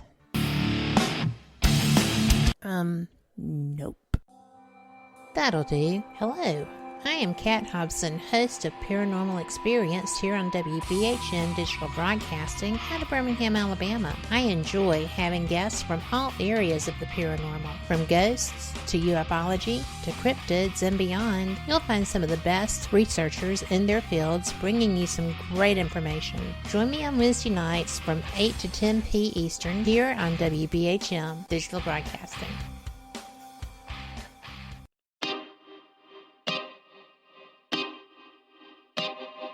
This is Jason Bland, host of Midwest Paranormal Presents Paranormal Soup, where we stream live as a webcast every Sunday night, 11 p.m. to 2 a.m. Eastern, with guests who will blow your mind. Live ghost box sessions where you can call into the show to see if the spirits will talk to you, and the World Wide Web of Weird with the latest in paranormal news and evidence.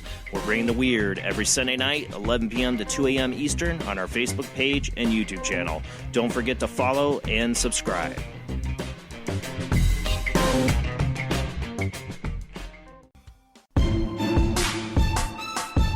You are listening to WBHM Digital Broadcasting, the best in paranormal talk only on Paranormal Experience Radio. Broadcasting live out of Birmingham, Alabama. Thank you for listening to WBHM Digital Broadcasting out of Birmingham, Alabama. The time is 45 minutes after the hour. Welcome back to the Full Spectrum Project on WBHM, and we are broadcasting from Birmingham, Alabama. With the little time we have left, if you want to join the chat room, please go to WBHM-DB.com. And if you have questions that you would like to call in, the number is area code 205-533-7982. So, Richard, you had mentioned that you had a lot of people from England that had sent you, or maybe not sent you stories, but you talked to about ghost dogs. So, oh yeah, with many people believe that Arthur Conan Doyle wrote his Sherlock Holmes novel Hound of the Baskervilles because he had seen a ghost dog in that area. Have you heard about that? And do you happen to know the story behind it? Well, yeah, it was a dog called Black Shuck. Black Shuck was the basis of the Hound of the Baskervilles, which is nothing. The real story is nothing like the fictional Sherlock Holmes story, which, by the way, is an excellent book if you haven't read it. It is a great book. It's been made into movies about 6 times with different actors playing Holmes, even a silent version, I believe. But it's interesting story, but the Black Shuck is supposedly a demon spirit of a man who was hung for murdering people, who was a robber or a killer, and they caught him and hung him, and because he was hung, he comes back as a dog to get revenge on people. But he's one of many. There's another dog named Padfoot. I know that the Harry Potter stories have what are they called a Grim, which is another kind of ghost dog. So ghost dogs are found all over Great Britain, but they're all found all over the world too. The Aztecs had a ghost dog in Mexico. There's ghost dogs in Japan and China. There's all sorts of, they are universal. Why? We don't know. It could have something to do with the fact that there were packs of dogs running around during the Dark Ages and stuff. Feral dogs would attack people, and it could very well be that. I know many noblemen used hunting dogs to hunt for their dinners, maybe even hunt down errant peasants and stuff, rebels, what have you. We know war dogs were used back as far as ancient Rome. That date back to many of our breeds date back to the Middle Ages. So it was a fascinating study all the way along. And as I say, getting to know people about it, about ghosts are good. Now, people have asked, should I write a ghost cat book? Well, oddly enough, many others have written ghost cat books. There's lots of them out there. In fact, there are probably more ghost cats than there are ghost dogs. And even my files have a few ghost cat stories in them. Somehow I can believe that. I'm a cat person, and I can believe that. When a cat dies, it's like, you know what? Nope, I'm not going anywhere. They have food. I'm staying here. They're so independent. It's like, so what would you say is the scariest story you had heard regarding these ghost dogs? Scariest story I heard had to do with Mount Diablo up in Northern California. You know about Mount Diablo? I've heard of it, but I'm not familiar with it. It's a big mountain. It means Devil Mountain, but it was already considered an evil place when the Native Americans lived there before the Spanish came. And there was many of the Native American people were not really pleased with the Europeans coming, bringing all that they brought that was both good but also bad, like disease. And a lot of them rebelled against the Spanish. And their chief used as his headquarters Mount Diablo. They would raid the missions and ranchos and kill cattle and people too, and then hide back in Mount Diablo. And finally, the governor got together an army and marched on Mount Diablo, and there was a big battle fought there where the governor actually fought with the tribal leader himself and killed him in combat. And they had with them, to intimidate the Native Americans, several large dogs. And those dogs are still seen there. And when I talked to this lady and her husband, she said it was the biggest effing dog she ever saw in her life. And she thought it was going to attack her. And this is the daytime. And they're on the hiking trail, and there is this gigantic dog in the road, in the pathway. And finally, it just disappeared. But for a while, they said there was the scariest thing that they had encountered. Now, I haven't seen it, but I have to admit, if I saw a dog almost as big as a Shetland pony coming with snarling fangs, I think I might be a bit intimidated. Yeah, I actually think Pete has one that's like that. At least that's kind of what I'm getting with his Great Dane Zeus, who I don't think really likes me all that much, because we'll be talking on the phone and all of a sudden I'll start hearing him growl. He's like, yeah, Zeus is looking at the phone. It's like, okay. So I'm a little intimidated by that. Well, I believe dogs are very psychic too. They can see and detect things that we cannot. Now that's even more scary, because that means he really doesn't like me. Well, sometimes maybe he can see you in another life. You're some awful person or something. Oh, thanks, Richard. Well, I don't know. I haven't done a regression on you. But, Wilson, well, I don't know. Maybe you were like a U-boat captain or something. Like to machine gun the lifeboats or something. Yeah. I don't know. But I don't know. It's that's what they say. Dogs who see the faces that you had in another life. That's what a psychic once told me. I definitely believe that. Could be. Could very well be. So Angie, you have a couple dogs, right? I have 3 Australian Shepherds. Yes. So do you think they're going to come back as ghost dogs? I don't know. You know, I used to work in a vet clinic also, and we kind of always had this belief that, you know, you can have a ton of great dogs in your lifetime and you love each one differently, but you really kind of only have like one the dog.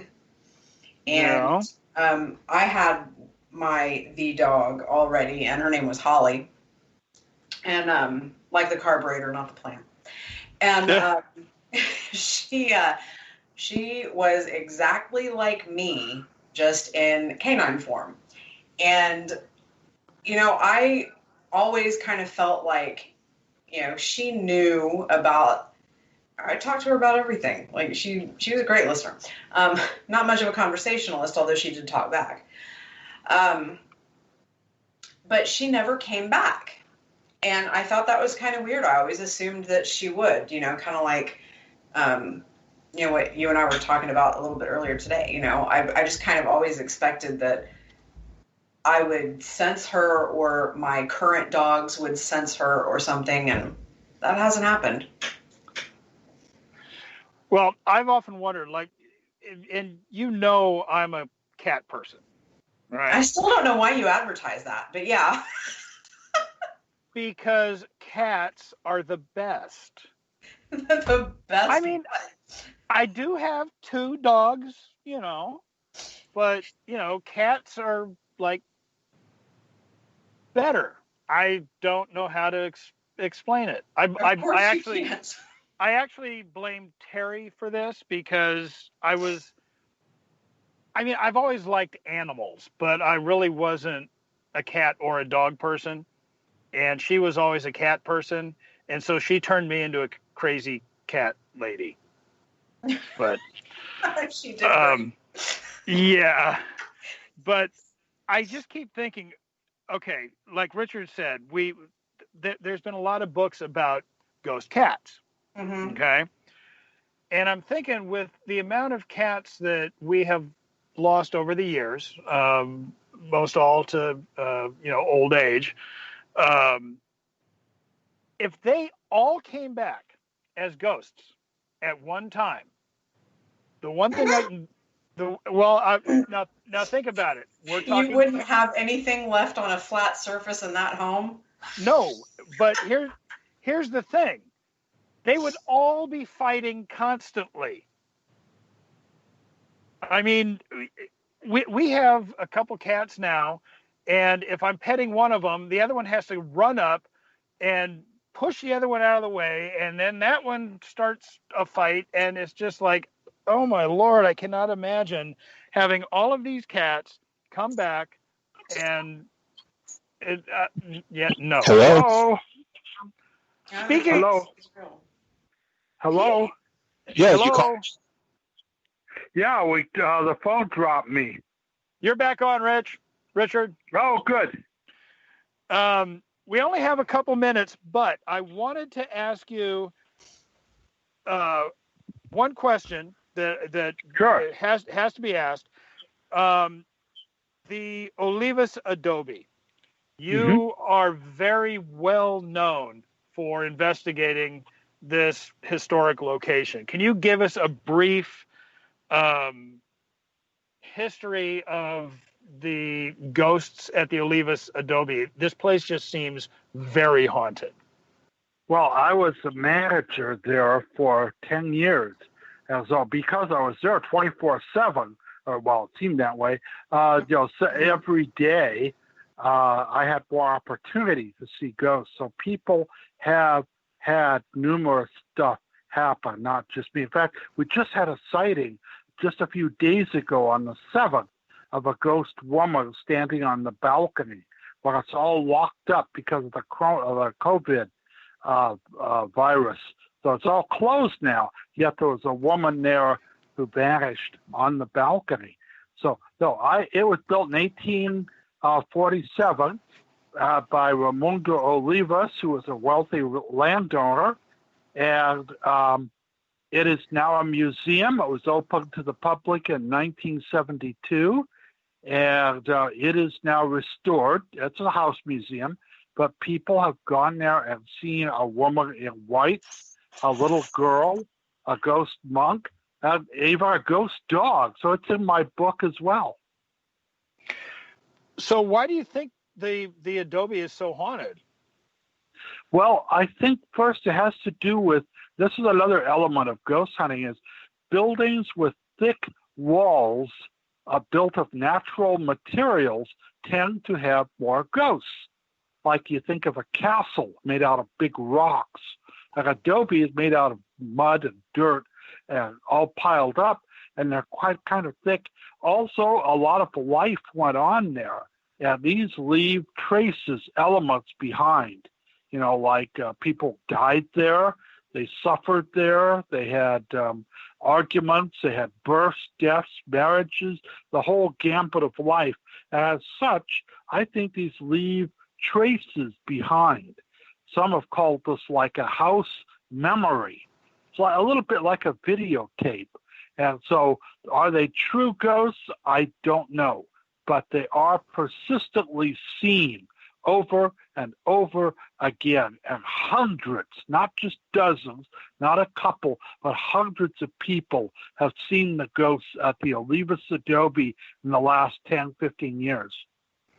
Yeah, well, when you get your tour started up again, I think you're going to see me at one of your Olivas Adobe tours.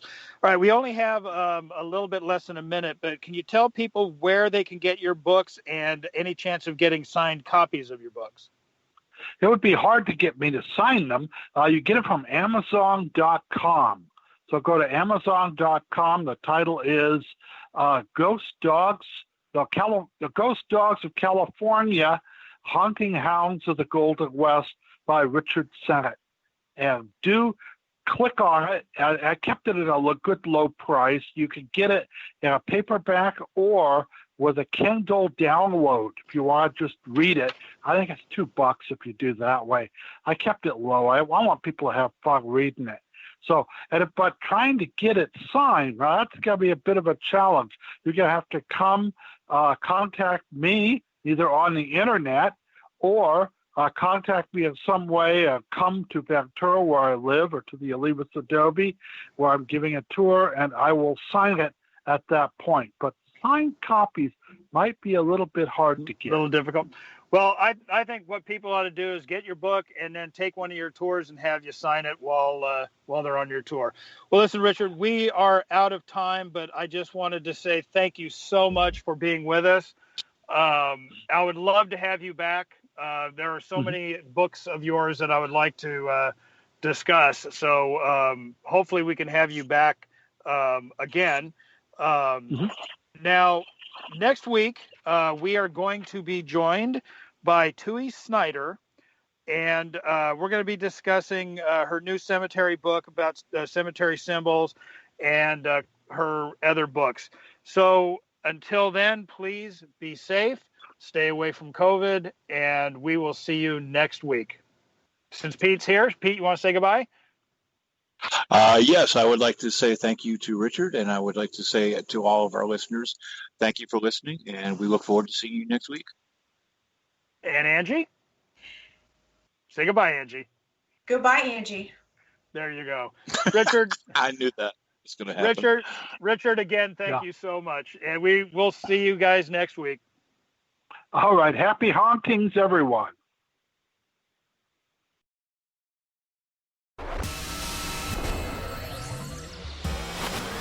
You are listening to WBHM Digital Broadcasting, Birmingham, Alabama.